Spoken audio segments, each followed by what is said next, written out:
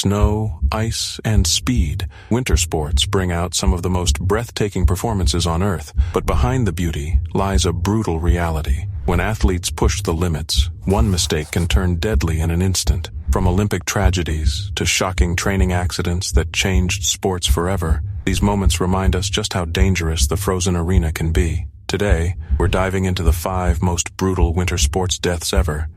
It was supposed to be a celebration, a day of adrenaline, laughter, and memories. Elizaveta Liza Gushchina, an extreme sports enthusiast and mother of 2, had chosen to mark her 45th birthday in a way that felt perfectly her, a daring leap from the top of an abandoned boiler tower near St. Petersburg. Her son, Nikita, stood proudly by her side, watching his mother embrace the thrill that made her feel most alive. "Let's go!" she shouted, her voice echoing off the rusted metal and open sky. The jump was flawless. The rope stretched and caught. Her body soared and swung just above the ground as she screamed with joy. When she was pulled back up, laughter filled the air. For that moment, everything was perfect, a fearless mother proving once again that she could defy gravity itself. But the high didn't last. Liza wasn't finished with the tower. She wanted one more memory, a keepsake to mark the moment forever. Without safety ropes, she climbed back up the structure, 290 feet above the earth. The air was sharp, the sky endless and blue,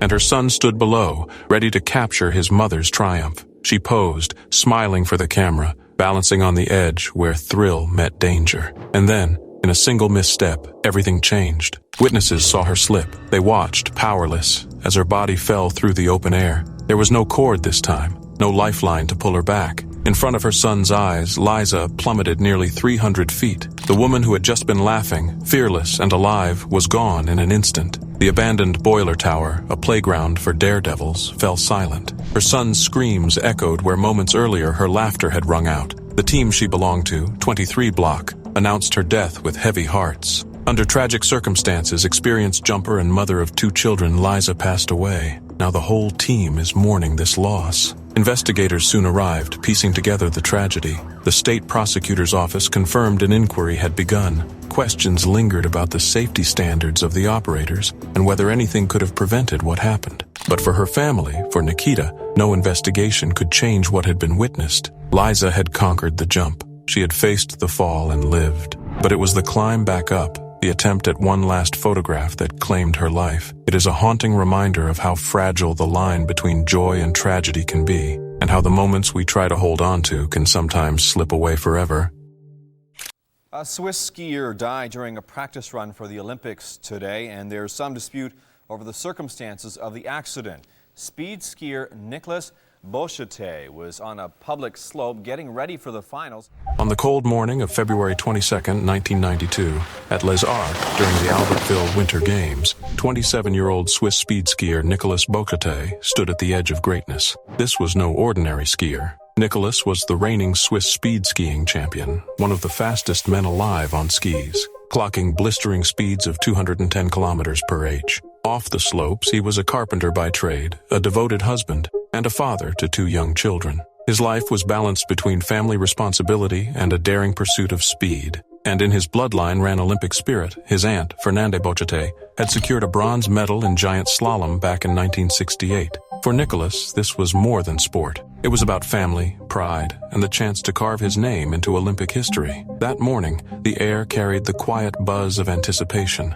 The finals of speed skiing, a demonstration sport at the time, were hours away, and Nicolas joined his teammate Pierre-Yves Giron and several U.S. competitors for a warm-up run. It wasn't the official competition yet, just athletes doing what they loved, testing their edges, flying over terrain, feeding off adrenaline. They had skied this slope before, one that rolled over a blind hill where they could catch air. To men who regularly flirted with speeds of 120 to 130 miles per hour, it felt like routine. But routine can be deceptive. As Nicolas crested the rise and launched into the air, he had no way of knowing what was waiting beyond. Just past the ridge sat a snowcat, an enormous machine used to groom the slopes. By the time Nicolas touched down, it was too late. At nearly 100 miles an hour, the impact was instant, violent, and final. He never stood a chance. Nicolas Bochete was killed on the spot, his life extinguished in a fraction of a second. The tragedy quickly rippled through the games, and almost immediately confusion and controversy followed. Olympic organizers insisted the snowcat was clearly visible, that its siren blared, its lights flashed, and that it was moving uphill at the time. Witnesses from the Swiss team told a different story, claiming the machine was parked silently behind the hill, invisible until the last moment. Others added that Nicholas had been wearing slalom skis, not his specialized speed skis, which may have affected his control during the warm-up run, but these were details that no longer mattered. One instant, one blind jump, and one of Switzerland's brightest talents was gone forever. His death carried an added layer of cruelty. Speed skiing itself was already considered one of the most dangerous winter sports, a breathtaking spectacle where athletes pointed their bodies straight downhill on nearly vertical runs, accelerating faster than cars on highways. Fans came to marvel at the bravery, or madness, of men and women willing to risk their lives for glory. Yet it wasn't the slope that claimed Nicholas. It wasn't a fall, a crash, or even the sheer speed of the descent. It was a snow groomer,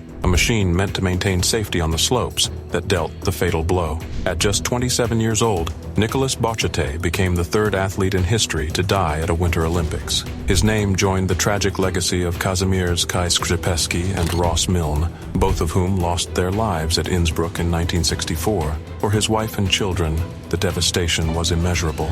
One moment, they had a husband and father chasing Olympic dreams. The next, they were left with an unfillable void. For his teammates, the shock was equally profound. They had skied the same slope, taken the same jump. It could have been any one of them. The randomness of it made the loss harder to comprehend. Olympic medical staff confirmed the obvious. His injuries were too severe, his death instantaneous. There was no what if, no second chance. The incident also sparked debate about safety at the Games. Should athletes have been skiing on public slopes so close to heavy machinery? Should warm-ups have been better monitored? Should demonstration sports have received the same strict safety oversight as official events? Questions lingered long after the Games ended, and while procedures eventually tightened, none of it could erase the memory of that morning at Les Arts. For the wider sporting world, Nicholas Bocciate's death was a chilling reminder of the razor-thin line between triumph and tragedy in winter sports. Speed, after all, was his passion and his gift, but it was also what made every run a gamble. On that day, the gamble turned fatal. Not on the racecourse, but in the margins, where no one expected disaster to strike. His story is one of heartbreaking irony.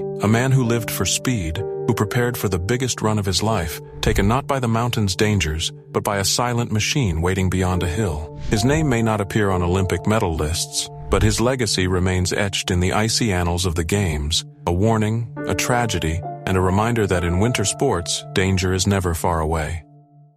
Takes its name from Virginia Graham Baker, a young girl who drowned after she was trapped underwater from powerful suction from a drain in a backyard spa. The law is aimed at preventing any other child or adult from being killed or injured from this hidden entrapment hazard.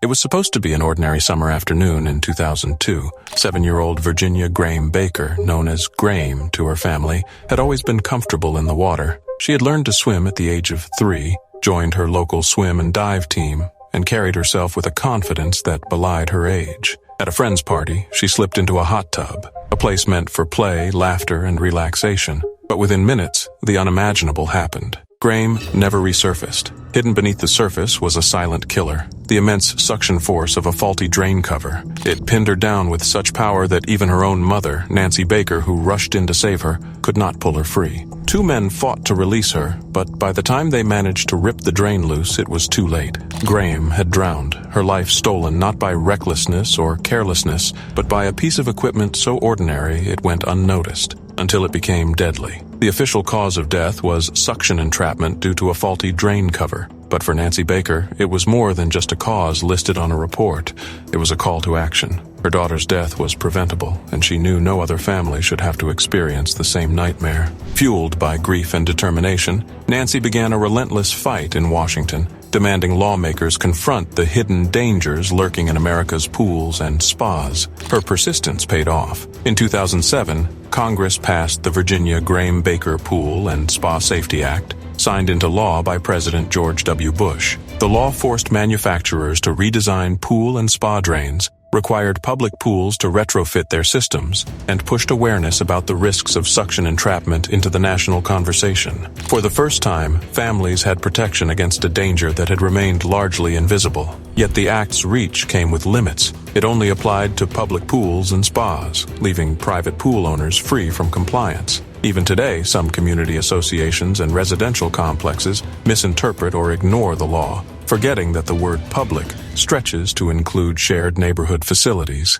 Graham's story is a haunting reminder that tragedy often hides in plain sight. Pools, symbols of joy and family fun, can become scenes of horror when safety is overlooked, and Graham was not the only victim. In 2007, another little girl, 6-year-old Abigail Taylor, went swimming at the Minneapolis Golf Club. A misstep led her to fall onto an open pool drain. The suction was so powerful it pulled her small intestine out through her body, a gruesome, almost unthinkable injury. Abigail endured unimaginable suffering, requiring a rare triple organ transplant to replace her small intestine, liver, and pancreas. For months, she could not eat or drink. Machines kept her alive, but despite all efforts, Abigail eventually died. Her case echoed an earlier one from 1993, when 5-year-old Valerie Lakey of North Carolina suffered catastrophic injuries from a pool drain made by the same company. That case ended in a record settlement, but decades later, the same design flaws were still destroying lives. For years, the Consumer Product Safety Commission had tracked entrapment cases: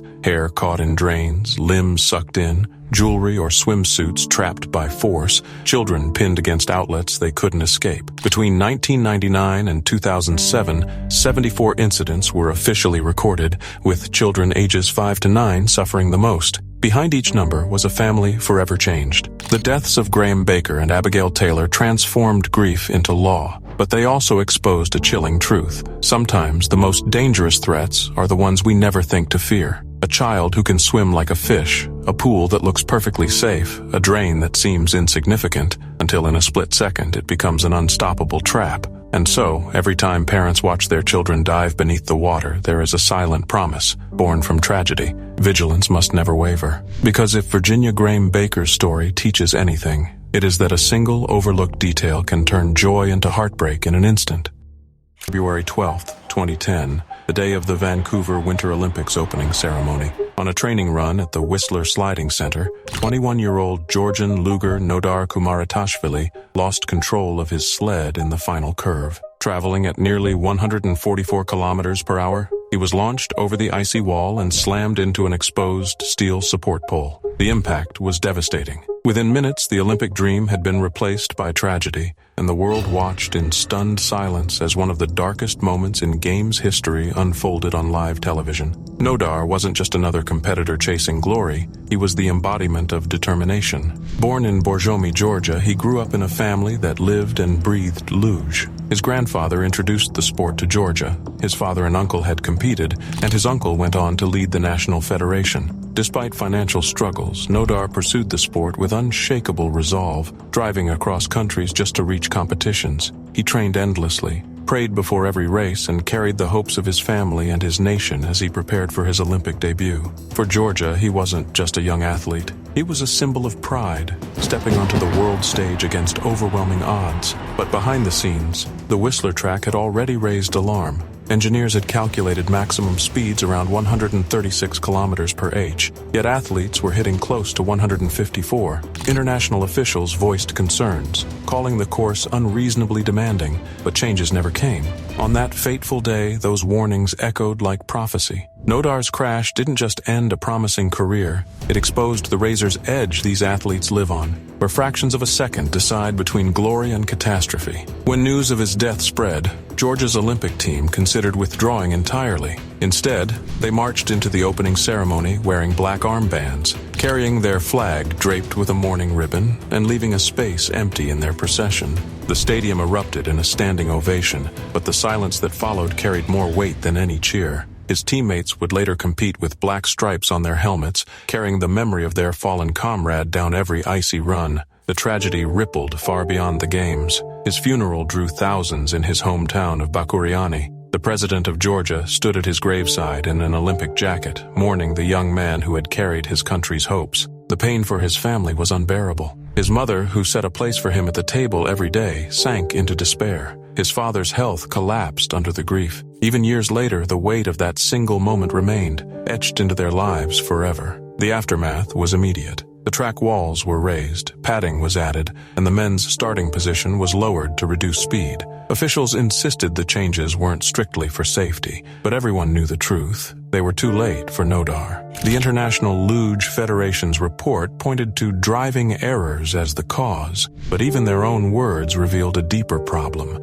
The track was faster than it was ever meant to be, and the sport had pushed itself to a deadly extreme. Action Park is perhaps the most infamous amusement park of all time. Their rides were poorly designed, their safety record was shocking, and their juvenile staff were underpaid and undertrained. It was estimated that up to 100 people per summer would leave the park seriously injured, with people often joking, "I managed to survive Action Park." It was July 8, 1980, a bright summer day at Action Park in Vernon, New Jersey. For 19-year-old George Larson Jr., it was supposed to be just another day of fun. He had no way of knowing that the ride he chose would become his last, and that his name would be forever tied to the chilling legacy of a park later known as Class Action Park. Action Park was still new back then, only 2 years into its existence, yet already infamous among locals for pushing limits that most amusement parks wouldn't dare cross. Its crown jewel, the Alpine Slide, was a 700-foot stretch of concrete and fiberglass twisting down the mountain. Riders would sit on flimsy plastic sleds with a single handbrake, a device that was supposed to control speed, but more often than not it didn't. Too little pressure and you'd rocket down uncontrollably. Too much and the sled behind you could slam right into your back. It was a gamble every rider made. George climbed onto his sled that day, like countless others before him, maybe with a nervous laugh, maybe with a spark of excitement. The track stretched before him, sharp turns, steep drops, and the illusion of control at his fingertips. At first, everything seemed fine. Families watched from below. But in the middle of that carefree atmosphere, George's life was ticking down by the second. As he hit a tricky curve, witnesses say his sled suddenly lifted, jolting violently off the track. In that instant, he was airborne. Then came the impact. George's head struck a boulder with catastrophic force. The ride was over, not with laughter, but with horror. Park employees rushed to him, but the scene was grim. George was unconscious, his injuries severe. He was rushed to the hospital, clinging to life. For 8 days, his family sat by his side, watching, hoping, praying. But the damage was too great. On July 16th, George Larson Jr. lost his battle. Just 19 years old. Gone in a way that was as preventable as it was tragic. What came to light afterward only deepened the heartbreak. The Alpine Slide wasn't just dangerous. It was practically a conveyor belt of injuries. Former employees admitted that accidents were so common the park had to buy its own ambulance just to keep up with the constant stream of wounded riders. On any given summer day, dozens walked away with cuts, bruises, broken bones, or worse. And yet, despite the warnings, despite the accidents piling up, the ride stayed open. Safety was never the priority. Thrills were. Profits were. George's death should have been the breaking point. The moment the park's owner, Gene Mulvihill, was forced to face the consequences of his reckless empire. But instead, little changed. The Alpine Slide kept running, sending more people to the hospital, and the park's reputation grew darker by the year. Locals started calling it names: Traction Park, Accident Park, Class Action Park. Behind the jokes was a chilling truth. 6 people would eventually die there, and countless others would leave with scars they'd carry for life. On February 10th, 1990, Thomas Wayne Hemme, 19 years old, fell from a bungee jump at Rainbow's End due to a critical error. On a warm February day in 1990, thrill seekers gathered at Auckland's Rainbow's End theme park to watch one of the newest, most daring attractions, the bungee jump. Among them was 19-year-old Thomas Wayne Hemme, a young man chasing the rush of freefall, unaware that his leap would become one of the darkest chapters in New Zealand's adventure tourism history. When Thomas stepped forward, heart racing, the crowd held their breath, but something was terribly wrong. The jump master, Jason John Collette, also just 19, had made an unthinkable mistake. The bungee cord, the one lifeline meant to hold Thomas safe, hadn't been secured to his feet. Onlookers watched in horror as Thomas leapt, plunging toward the ground with no tether to stop him. Against all odds, he survived the initial impact, but the injuries were too severe. Hours later, the life of a young man filled with potential and promise was gone. The tragedy didn't end at the jump site. Investigators revealed an unsettling detail. Both Thomas and Colette had smoked cannabis before the fatal attempt.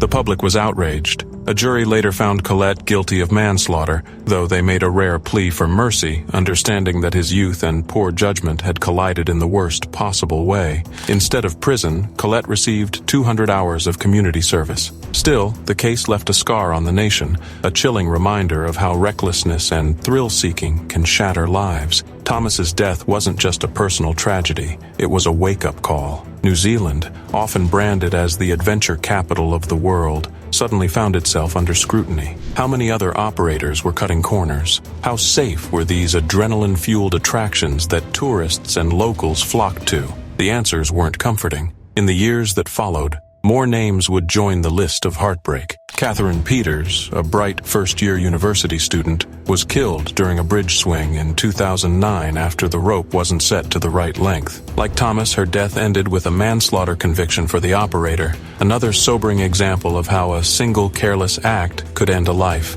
Then there was Eleni Zeri, a Greek tourist who fell 200 meters to her death during a tandem hang-gliding flight in 2003 because her harness hadn't been properly clipped. Each case seemed to echo Thomas's fate. Mistakes that were avoidable, oversights that proved fatal, and operators who faced the courtroom instead of the thrill ride. Even beyond bungee jumping, adventure tourism in New Zealand began to look like a gamble with fate. In 2008, a group of students and their teacher from Elim Christian College drowned in Mangatepapo Gorge when flash floods swept them away during a canyoning course. Just weeks later, 21-year-old Emily Jordan drowned while riverboarding in Queenstown, trapped underwater as guides without ropes struggled to save her. These weren't isolated freak accidents. They were warnings that the industry's safety net was thinner than anyone wanted to admit. For Thomas Wayne Hemme, his final moments at Rainbow's End remain a haunting image of how the line between thrill and tragedy can vanish in a heartbeat. His story, along with the others that followed,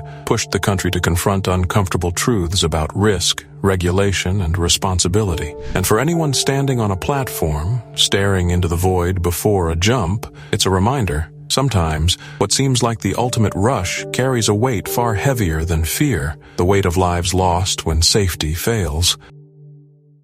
It was January 29th, 1994, a gray, heavy-skied afternoon in Garmisch-Partenkirchen. Just 2 weeks before the Winter Olympics, the world's best female skiers lined up for the downhill on the Kandahar course, a slope that had built its reputation on both speed and danger. Among them was Ulrike Uli Meyer, a 26-year-old Austrian star with 2 World Championship gold medals, 5 World Cup wins, and a glittering resume that had made her one of the greats of her era. But this race was different. Uli wasn't chasing records that day. Her plan was simple: finish the season, retire, and finally have time to dedicate to her 4-year-old daughter, Melanie. For her, the end of the season would mean the end of constant travel, crashes, and the ever-looming shadow of risk. What she didn't know was that fate had already written a different ending. At 1:58 p.m., with bib number 32 pinned to her chest, Uli pushed out of the start gate. She wasn't even considered a favorite. Downhill wasn't her strongest discipline, but she attacked the mountain with the grace and precision that had made her a 2-time world champion. The clock ticked past a minute, and her run looked smooth, controlled, and strong. And then, just seconds from the finish, tragedy struck. Racing at 105 kilometers per hour, her right ski caught an inside edge, snagging in soft snow. In an instant, her balance was gone. The crowd gasped as her body twisted violently, slamming onto the icy slope before skidding uncontrollably into a wedge of snow, the kind that was supposed to protect, not kill. The impact was catastrophic. The sheer force displaced her cervical spine by 4 centimeters, severed her spinal cord, and tore both arteries in her neck. She had no chance. Within moments, Ulrike Meyer, mother, champion, and Austria's golden girl, was gone. 2.5 hours later, at the accident clinic in Murnau, doctors confirmed what everyone watching already feared. She was brain dead. On live television, millions had just witnessed one of the most horrifying accidents in skiing history. Her death sent shockwaves through the sport. Only days earlier, she had spoken about her plans to retire and dedicate her life to her daughter. She had just rediscovered her form, too, winning giant slaloms and climbing podiums again. The cruelest irony? Exactly 3 years earlier, on January 29, 1991, She stood atop the world, winning Super G gold at the World Championships in Saalbach, holding little Melanie in her arms as cameras flashed. That image of a beaming mother cradling her daughter was replaced in memory by the violent crash that ended her life. The aftermath was bitter and painful. Initial reports claimed she struck a wooden timing post, sparking lawsuits and anger from her fiancé, Hubert Schweighofer. But later investigation showed it wasn't the post, it was the snow itself, compacted in a way that made the crash unsurvivable. The courts dismissed charges of negligence, but the debate left scars. What no one could deny was that skiing would never be the same again. Her death forced the sport to confront its dangers head-on. Safety nets became stronger. Blue dye lines replaced the old pine brush markers, and helmets were redesigned to absorb more impact. Ulrika Meyer remains the only woman ever to die in a World Cup race. To this day, her name stands not just as a reminder of what skiing gained in her brilliance, but what it lost on that fateful January afternoon. For those who watched, and for her daughter who grew up without her mother, her story is the eternal echo of a sport where triumph and tragedy are separated by the edge of a ski. The distinction between no jump and now jump while bungee jumping turned out to be the difference between life and death for a Dutch tour in Spain back in August 2015. It was supposed to be the thrill of a lifetime. A warm August afternoon in 2015 in the small town of Cabezón de la Sal, Spain, where a group of teenagers from the Netherlands and Belgium gathered for an adventure that promised adrenaline and unforgettable memories. Among them was 17-year-old Vera Maul, bright, full of life, and ready to conquer the rush of bungee jumping. But what happened on that bridge would instead become one of the most chilling tragedies ever linked to the sport. Imagine standing on the edge of a viaduct, heart pounding, every instinct screaming at you not to leap, but trusting the instructor, trusting the safety of the ropes, trusting that someone has your life literally tied down. Vera had that trust, but in a cruel twist of fate, a simple misheard instruction became the difference between life and death. The instructor's command was no jump. Yet in his broken English, Vera seemed to hear something else. Now jump. And so, believing the moment had come, she stepped forward into the void. What makes this tragedy even more unbearable is that she was ready, harnessed, strapped with a cord. But the cord wasn't connected to the bridge. It wasn't tied to anything at all. In an instant, Vera plummeted more than 40 meters into a dry riverbed below, a fall that no one could survive. Witnesses watched in horror, powerless as the teenager's life ended before their eyes. When the case reached court, the ruling was as haunting as the accident itself. Judges declared that Vera's death had been caused not by equipment failure, not by a freak accident, but by poor communication, by the tragic misunderstanding of two words. The court noted that the instructor's English was so bad, so macaronico as they described it, a word meaning clumsy, broken, almost incomprehensible, that his no jump could easily be taken as now jump. Had he simply used the phrase don't jump, her life might have been spared. The trial also exposed another disturbing layer. Vera was underage, only 17, when Spanish law required jumpers to be at least 18. The instructor had never checked her ID. Worse, the bridge itself wasn't even supposed to be used for bungee jumping under Spanish regulations. Layer after layer of negligence unfolded, and each revelation only deepened the sense that Vera's death had been preventable at every turn. Her story spread quickly across Europe, sparking outrage, grief, and soul-searching among thrill-seekers and regulators alike. A young life lost, not because she chased adrenaline, but because of a failure in the most basic duty of care, clarity, safety, and supervision. For her family and friends, the tragedy was unimaginable. For those who heard it, it was a chilling reminder that sometimes the scariest part of extreme sports isn't the leap itself, it's trusting that the people holding the ropes know what they're doing. Vera's leap was meant to be the start of an unforgettable memory. Instead, it became an unforgettable warning. In a sport where one misstep is fatal, even words, just a single misunderstood word, can kill. Kyra Hill was 11 years old when she drowned at a water park. For almost 3 years, her family have been grieving, waiting for answers. It was August 6th, 2022, the kind of summer day meant for laughter, celebration, and memories. 11-year-old Kyra Hill had gone to a birthday party at Liquid Leisure, a water park near Windsor. She was full of energy, a spirited child whose father described her as a beaming beacon of light. A football-loving, fearless girl who dreamed of becoming a Manchester United star, or if not, a lawyer who would never defend evil people in court. She was strong-willed, protective of her friends, and known for standing up against bullies. But on that day, all the promise of her future would be lost in the very place that should have been safe. Kira entered the designated swimming zone of the lake, surrounded by other children, laughter echoing across the water. But beneath the surface was danger few understood. The water was deeper than parents had been warned, more than 15 feet in places. And despite sharp drops in depth, the only signs at the park warned of shallow water. There were no clear instructions about safety ratios, no demand that children wear buoyancy aids, no visible emergency plan.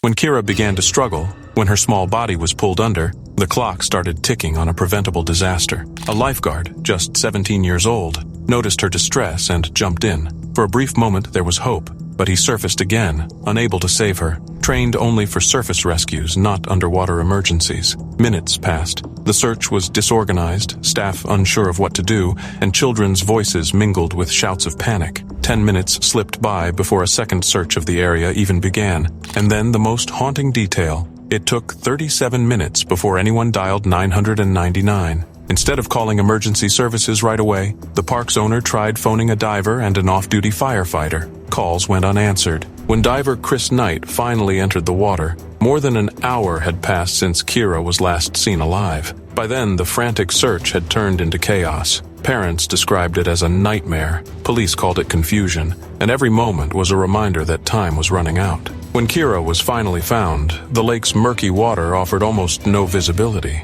She was pulled out, rushed to hospital, but it was too late. Her official cause of death was drowning, but her family knew what had really killed her. Gross negligence, failure to act, failure to protect. At the inquest, Senior Coroner Heidi Connor did not mince words. She ruled that Kira had been unlawfully killed. The evidence was damning. No warnings about the depth of the water, no emergency plan, no risk assessments, no control measures for the obvious dangers. Parents had not been advised to accompany children in safe ratios, and no requirement for buoyancy aids had been enforced. The systems that should have kept Kira safe had failed at every level. Her father, Leonard Hill, fought back tears as he described his daughter, her captivating smile, her fierce moral compass, her dreams. He reminded the court and the world that summer should be for joy, not funerals. It should never mark the day we mourn our children's lives, he said. The terrible reality is that without urgent reform, more families will face these devastating goodbyes.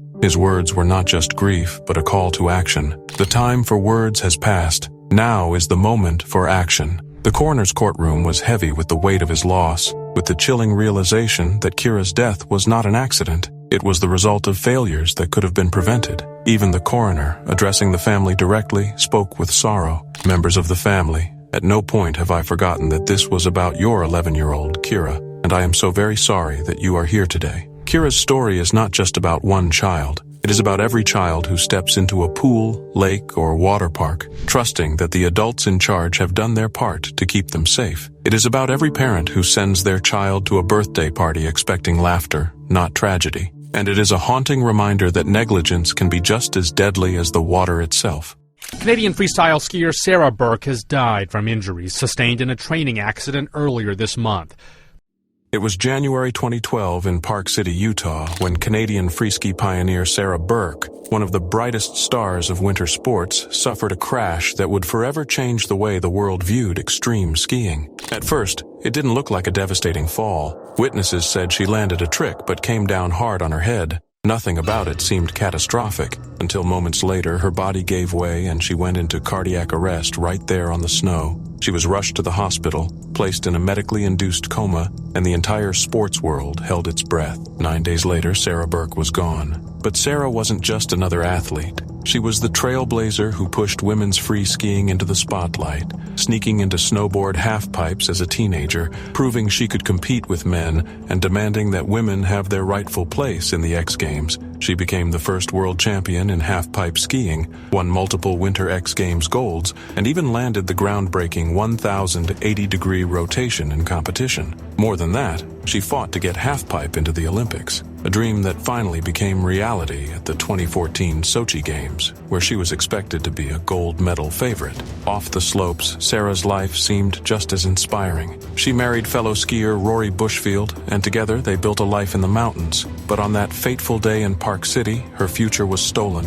The accident tore a vertebral artery, leading to irreversible brain damage, and despite surgery, doctors couldn't save her. Her organs were donated, just as she had wished, leaving behind a final act of generosity. The tragedy was compounded by the cruel reality of the sport's financial risks. Because the event she was training for was unsanctioned and hosted by a sponsor, she wasn't covered under national insurance. Her family and agent had to scramble to raise money for the overwhelming medical costs. It exposed the harsh side of extreme sports, the danger, the lack of coverage, and the thin line between glory and devastation. But Sarah's story didn't end with her death. Her ashes were spread in the mountains over Sochi during the very Olympics she had fought to shape. Her legacy was cemented in halls of fame, on Canadian postage stamps, in scholarships for young athletes, and even in the renaming of a highway. To this day, she is remembered not just for her medals, but for her courage to break barriers and her determination to carve out space for women in one of the most dangerous sports in the world. Sarah Burke's life was proof of what it means to chase impossible dreams, and her death, a reminder of how thin the line between triumph and tragedy can be in winter sports. It was July 24th, 1982. A hot summer day in Vernon, New Jersey, and Action Park was alive with chaos. Among the crowds was 15-year-old George Lopez, just another kid chasing relief from the heat, laughing with friends, ready to dive into a day that promised fun and adventure. But what awaited him wasn't joy. It was the moment that would turn Action Park's already notorious reputation into legend. The heart of the park that day was the tidal wave pool, a monster of an attraction that dwarfed most wave pools across the country. It stretched 100 feet wide, 250 feet long, and could pack in nearly 1,000 people. George waded in, probably feeling the same mix of excitement and nerves that everyone did. Maybe he stuck close to his friends at first. Maybe he drifted farther out without realizing it. The waves grew stronger, louder, swallowing shouts and laughter in a crash of water. At 8 feet deep, the pool gave no mercy, and with its bottom painted blue, spotting someone in trouble was almost impossible. What happened next is blurry, even now. Maybe George was pulled under by the surge, maybe pushed deeper by the crowd. What's certain is that at some point he began to struggle. In that sea of bodies and white water, no one noticed. Lifeguards, undertrained, overwhelmed, some making dozens of rescues a day, didn't see him in time. His fight against the waves was silent, invisible, until suddenly he was gone. When lifeguards finally pulled him out, panic erupted. People watched in horror as CPR was performed on the concrete, but the truth was already written. George Lopez, just 15 years old, was pronounced dead. The wave pool had claimed its first victim. The community was shattered. George wasn't just a statistic. He was a boy with energy, kindness, and a future ripped away in minutes. His family was left broken, struggling to make sense of how their son could drown in plain sight, in a place meant to be safe, and George's death wasn't the last. Two more young men, Donald DePass in 1984 and Gregory Grand Champs in 1987, would drown in the very same pool. Each time the pattern repeated, a tragedy, a minor adjustment, and business as usual. The grave pool, as employees grimly nicknamed it, had a body count that could no longer be ignored. Yet somehow the ride stayed open, as if lives lost were just the cost of doing business. She was a 23-year-old aspiring British fashion student who'd been living in Brixton. But Cleo de Abreu died in a tragic bungee accident whilst on holiday in southern Spain.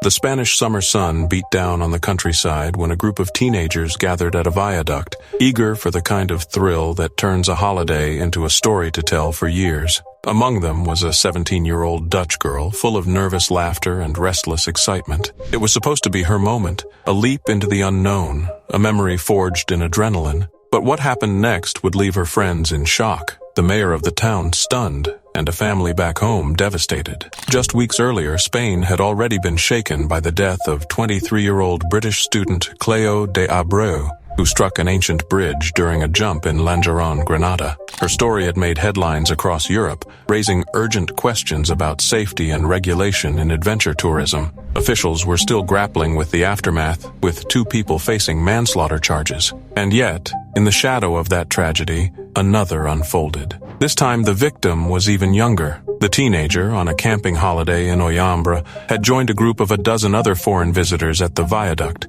The spot was picturesque, framed by sweeping Spanish hills, but it was no place for a jump. Local authorities had long warned of its dangers, and even the mayor admitted later that he was shocked anyone had chosen it. The police chief echoed his concern, saying plainly, "It is not a safe place to jump." Still, the group pressed forward. But something crucial went wrong in the setup. The girl was not properly secured to her harness. The single point of failure, one clip, one check missed, was all it took. When she leapt, she didn't soar, she fell. Witnesses, her friends, screamed as they watched her body plummet. The joy of the moment was shattered by horror in an instant. Psychologists had to be brought in to treat her traumatized friends, who had seen their holiday turn into a nightmare before their eyes. Their laughter and excitement were replaced by silence and sobs. Spanish officials, already under scrutiny after Cleo's death, now faced fresh outrage. How could this happen again so soon? How could teenagers, barely adults, be left so vulnerable to reckless setups and unsafe locations? Her identity was withheld from the public, but the details were enough to spark debate. Parents across Europe read the news and shuddered. It could have been their child. The fact that it happened so soon after Cleo's death only underscored the systemic failures, poorly trained operators, dangerous sites, and inadequate oversight. For locals, it was more than a tragedy. It was an embarrassment. These beautiful bridges, meant to stand as testaments to Spanish history and architecture, had become stages for preventable deaths. And for the victims' families, there would be no comfort in official statements or promises of tighter controls. A daughter, a sister, a friend, gone forever, because a harness wasn't secured. The 17-year-old Dutch girl's death, following so closely on the heels of Cleo's, painted a chilling picture. Thrill-seeking in Spain's adventure hotspots had turned into a deadly gamble. For those who had been there that day, the sound of her fall and the sight of her friends breaking down will never fade. And for the world watching, it was yet another reminder that in extreme sports, one small mistake can cost everything. It was a late summer afternoon at Waterworld in Stoke-on-Trent, the kind of day when families filled the pools with laughter, the air heavy with splashes and squeals of joy. Parents watched from the edges, children raced through the slides, and in the lagoon area, a 4-year-old girl played like so many others, her small frame lost among the waves of excitement. No one imagined that within minutes, the atmosphere of fun would turn into one of silence, panic, and heartbreak. At around 4:15 p.m., she was found unconscious in the water. In an instant, the music of the park was drowned out by shouts for help. Lifeguards rushed to her side, pulling her tiny body onto the poolside tiles, and began CPR, while desperate parents ushered their children away from the scene. Guests were cleared from the lagoon, the festive noise replaced by the sound of urgent commands, chest compressions, and the arrival of paramedics. Every second stretched endlessly as staff and emergency crews fought to bring her back. By 4:20 p.m., ambulances and police had arrived, the flashing blue lights cutting through the summer haze outside. She was stabilized as best as they could manage and rushed to hospital. For a moment, hope lingered, but despite the combined efforts of lifeguards, paramedics, and hospital staff, the fight was lost. The little girl was gone. Word spread quickly. Families who had been there whispered about what they had witnessed, shaken by how fast everything had unraveled. Waterworld, a place that branded itself as the U.K. quote, SNO, one tropical indoor aqua park, was in shock. That evening, the park announced it would remain closed, not just as a gesture of respect, but as a sign of the grief that hung over every staff member who had tried desperately to save her. "It is with great sadness that we learned of this little girl's passing," a spokesperson said. "All our thoughts are with her family and loved ones during these extremely difficult times." Staffordshire Police confirmed the death, offering their condolences, but also urging the public not to speculate. Detective Chief Inspector Lucy Maskew spoke with compassion, saying, "Our thoughts are with the family at this terribly sad time. We are now making inquiries and looking to establish the circumstances of the incident. We would ask that members of the public avoid speculating in these early stages of the investigation and allow the family to grieve." And so, the bright colors of Waterworld's lagoon became forever marked by tragedy. For one family, a day meant for joy and memory-making ended in the unimaginable, a loss no parent should ever endure. The water that had been a place of play only moments earlier became a silent witness to a fragile life cut short. The investigation may in time reveal answers, but for now, only grief remains. Shane McConkey wasn't just another skier. He was the skier, a pioneer, an innovator, a man who seemed to defy gravity every time he strapped skis to his feet. Born in Vancouver but raised between places, he never really belonged anywhere, except on the mountain. After dropping out of the University of Colorado to chase his dream, McConkey carved a path no one else dared to follow. He wasn't just competing, He was rewriting what skiing could be. He starred in countless extreme skiing films, stunned audiences with his fearlessness, and even changed the very gear skiers used, designing rocker-style skis that transformed the sport forever. To his fans, he wasn't just an athlete, he was an icon of possibility. But with McConkey, it was never enough to just ski. He wanted more. He wanted to fly. And that's exactly what he set out to do when he fused skiing with base jumping, hurling himself off cliffs and mountain peaks, sometimes even performing flips before gliding away in a wingsuit. It was the perfect blend of two worlds, the precision of skiing and the raw freedom of flight. The risks were enormous, but to Shane, they were worth it. On March 26, 2009, in the Dolomite Mountains of Italy, McConkey prepared for what should have been another breathtaking feat. Cameras were rolling. His friends were watching. The plan was simple, at least for someone like him. Ski off the cliff, perform a double backflip, then release his skis and soar away in his wingsuit. It was a stunt he had mastered before, a routine in his extraordinary world. But this time, something went wrong. One ski refused to release. Instead of flying clean, McConkey was sent into a desperate spin. Seconds ticked by as he struggled, fighting to free himself. 12 seconds of free fall, a lifetime when the ground is rushing up to meet you. Finally, he managed to release the skis, but by then, it was too late. He was too low to deploy his parachute, too close to the earth to recover. Shane McConkey struck the mountain and was gone instantly. He was 39 years old. The news spread like an avalanche through the skiing world. This wasn't just another accident on the slopes.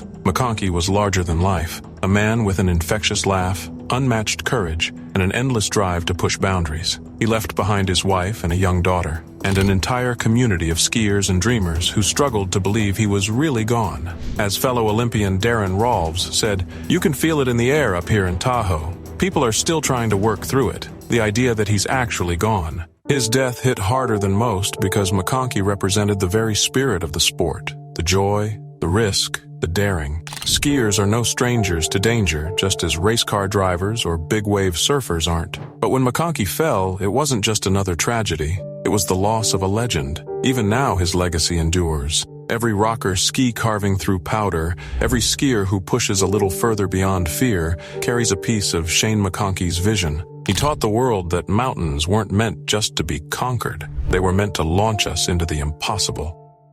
It was supposed to be a day of love, adventure, and memories that would last forever. On July 18, 2021, 25-year-old lawyer Yesenia Morales Gomez stood on the edge of the Amaga Viaduct in northern Colombia, hand in hand with her boyfriend. The couple had driven out from Medellin, excited to try something bold and unforgettable. Neither had ever gone bungee jumping before, and they chose Sky Bungee Jumping Amaga, one of several adventure outfits that operated from the bridge. The sun was blazing over the valley, the jagged hills cut into the horizon, and Yesenia's smile hinted at that nervous excitement only a leap into the void could bring. This was supposed to be a story they'd retell for years, their first jump, their first shared thrill. But in the span of seconds, that excitement would twist into horror. The Amaga Viaduct is no ordinary spot. Rising nearly 150 feet above the valley floor, it had become a magnet for adrenaline seekers. Dozens of jumpers had already stepped off its edge that day, with Yesenia and her boyfriend listed as numbers 90 and 91. Crowds gathered to watch each leap, cheering at the free falls, snapping photos, soaking in the rush secondhand. For many, it was the highlight of their holiday. For Yesenia, it was meant to be the same. Witnesses remember the moment in haunting detail. An operator gave the signal. The word meant for her boyfriend, who was fully strapped in, harness secure, cord attached, ready for his first jump. But Yesenia, standing only a step behind, misunderstood. Perhaps it was the noise of the crowd, perhaps the nerves, or perhaps the all-too-familiar issue of unclear communication. Whatever the cause, she thought it was her turn. Her harness was on, yes, but the cord, the one lifeline that stood between thrill and tragedy, was not yet fastened. And so, full of trust, full of courage, she stepped into the air. The collective gasp was immediate, like the whole crowd exhaling at once. Her boyfriend's scream tore through the valley. Yesenia plummeted more than 160 feet, her body slicing through open air, her hair whipping violently in the wind. Reports later suggested she may have suffered cardiac arrest mid-fall,